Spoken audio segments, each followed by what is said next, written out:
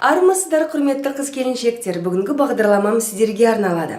Қазіргі таңда көптеген әкімдер, министрліктер және де қарапайым халық көп балалы аналарға, жалпы біздің аналарымызға қолдау көрсетіп жатыр. Содан құр қалмайын деп, мен де сіздерге бір өзімнің шығарылымда арнамақпын.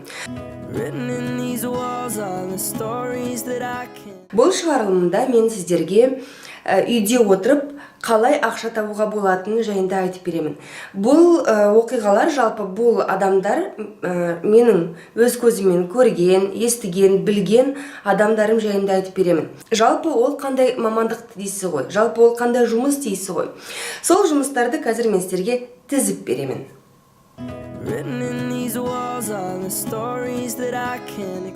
Бастадық. Жалпы бірінші жұмысымыз ол киім тігу. Әрине, көп адамның қолынан келмеуі мүмкін, бірақ та мен ойымша көптеген әйелдер қауымы киім тіге алады. Өзіне жаңағы киім тігетін машина сатып алса, ол жаңағы 30, 40, 50 мың теңге шамасында. Оны несиеге де алуға болады. Содан кейін жаңағы үйде отырып-ақ түрлі жаңағы пошив одежды дейміз ғой, сонымен айналысса болады. Менің жақындарым бар, және де таныстарым бар, солай үйде отырып ақша табатын. Олар жаңағы есігінің алдына пошив одежды деп жазып қойған. Ода тұрған ештеңе жоқ. Көршілері жаңағы өздеріне киім тігу керек болса, немесе жаңағы шалбарының балағын қысқарту керек болса, тағы да басқа да түрлі жаңағы пошивтар керек болып жатса, сол үйге апарады. Оңғайлы және де қолайлы емес пе. Ал егер де сіз тіпті жаңағы керемет тігінші болып жатсаңыз, ол ательелер жаңағы өздерінің киімдерін тіккізетін адамдарды шеттен іздейді. Мысалы, егер де сіздің жаңағы сол жерде жұмыс істейтін, жаңағы таңнан кешке дейін отыратын уақытыңыз болмаса, сіз ательемен келісіп, жаңағы тапсырыстарды үйге алып кетсеңіз болады. Тапсырысты үйге алып келгеннен кейін сіз тігесіз, жаңағы қанша күн тіксеңіз де. Одан кейін жаңағы тапсырысты күннің аптасына 2 рет барып өткізіп тұрасыз. Болды. Бұл жаңағы сіздің уақытыңызды алмайды. Сіз үйде балаларыңыздың қасында отырасыз, бірақ та жұмыс істеп нәпақаңызды табасыз. Көптеген жаңағы сән ательелері де ондай адамдарды қарсы алады, себебі олардың да жаңағындай үлкен цех жалдайтындай ақшалары жете бермейді. Сондықтан да егер де оларда кішігірім ғана цех және кішігірім ғана офис болып жатса, олар тіпті жаңағы жалдамалы жұмыскерлерді жалдап, үйлеріне беріп жібереді тапсырысты. Бұл керемет бір ақша табудың бір жолы. Екінші ақша табудың жолы ол жаңағы түрлі әшекей бұйымдарды жасау қолдан. Ол әшекей бұйымдарды жаңағы бисерден немесе түрлі моншақтардан жасауға болады. Оны қалай сатам дейсіздер ғой. Қазіргі таңда Instagram, жаңағы Facebook арқылы сатуға болады. Егер де олай да жаңағы сата алмай жатсаңыз, сіз түрлі дүкендерге барып под реализацию дейді товарыңызды жаңағы под реализацию қалдырсаңыз болады. Әрине міндетті түрде жаңағы келісім шартқа отырасыз, жаңағындай накладной арқылы товарларыңызды өткізіп кетсеңіз болады. Ол әрине өзінің пайызын алып отырады жаңағы дүкендер.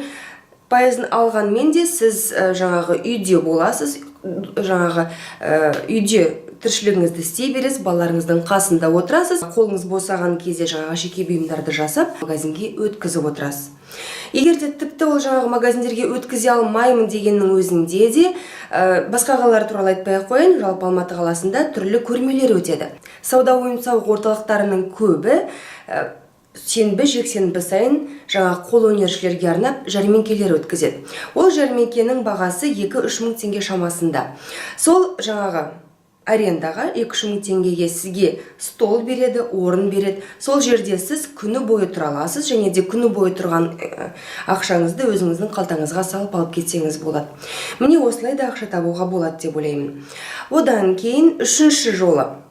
Әрине, егер де сіз тамақты жақсы пісіре алсаңыз, тамақ пісіретін аспаз болсаңыз болады. Мысалы, үйде қазіргі таңда көбі тамақтарды пісіріп, жаңағы белгілі бір орындарға апарып сатады. Мысалы, обед деп жатамыз ғой, көптеген жаңағы бизнес орталықтарда обедке баратын, жаңағы түскі асқа баратын уақыттары жоқ болып жатады. Сол орындарға апарып келісіп қойсаңыз, 30 адамға немесе 50 адамға келісіп қойсаңыз, соларға тамақты жасап, ыдыс-ыдысына салып, апарып сатсаңыз болады. Егер де ол түрлі кедергілер тудыратын немесе жаңағы тамақты өйтіп сатуға болмайды деп жатсаңыз да, тіпті үйде отырып қазіргі таңда көбі жаңағы пельмень, манты түйеді, вареники түйеді. Мен сіздерге айтып жатқан нәрселердің бәрін менің таныстарым істейді. Сондықтан да мен сіздерге өмірдегі бар, тәжірибесі бар адамдардың тәжірибесін айтып жатырмын. Жалпы ол кісілер жаңағы үйде отырып мастер-класстар өткізеді, түрлі тамақты қалай жасау керек екенін үйретеді басқа да жаңағы қыз-келіншектерге. Әрине, олай да жаңағы үйім тар, ас бөлмем тар деп жаңағындай түрлі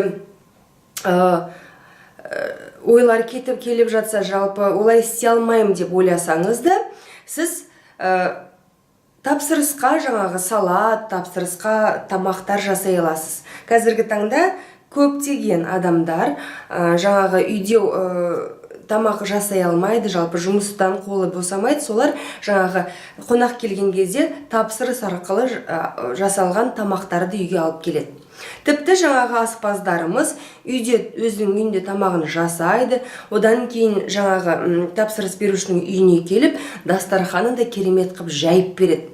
Жаңағы сервис дейміз ғой, сервировка стола, соның бәрін әдемілеп істеп береді. Міне, ойлап қарасаң, бұл да бір табыс көзі. Ал келесі тәжірибе, келесі кісінің тәжірибесі, ол жаңағы торт пісіреді. Үйде отырып торт пісіріп, тапсырыс алады. Сол тапсырыс алу арқылы жаңағы көршілеріне, жаңаде Инстаграм арқылы немесе басқа да адамдар арқылы ол жаңағы өзінің тортын жарнамалау арқылы көптеген адамға торт пісіреді. Айтпақшы, жұмыстың тағы да бір түрі бар. Ол аптасына бір рет жеке меншік немесе жаңағы пәтерлерді барып жинап келу. Егер де сіз қазіргі таңда жарнама емес, жалпы айтып өтейін, OLX-та мысалы объявление берсеңіз болады. Мен үй жинаймын деп. Ондай адамдар, жаңағы үйін жинатқысы келетін адамдар өте көп. Мысалы, менің таныстарым арасында 10 шақтысы жаңағы өздері үйін жинамайды, генеральный уборка деп жатамыз ғой, оны жасамайды. Жаңағы шеттен адамдарды жалдау арқылы, мысалы, түгелдей жаңағы пәтерді жинап беру 8-10 мың теңге шамасында, ал үйді жинап беру аптасына бір рет 15 мың теңгенің шамасында. Объявление беру арқылы солай өзіңіздің клиенттеріңізді тапсаңыз болады. Тағы да келесі бір жалпы қазіргі таңда өте танымал жұмыстың түрі, ол блогер болу.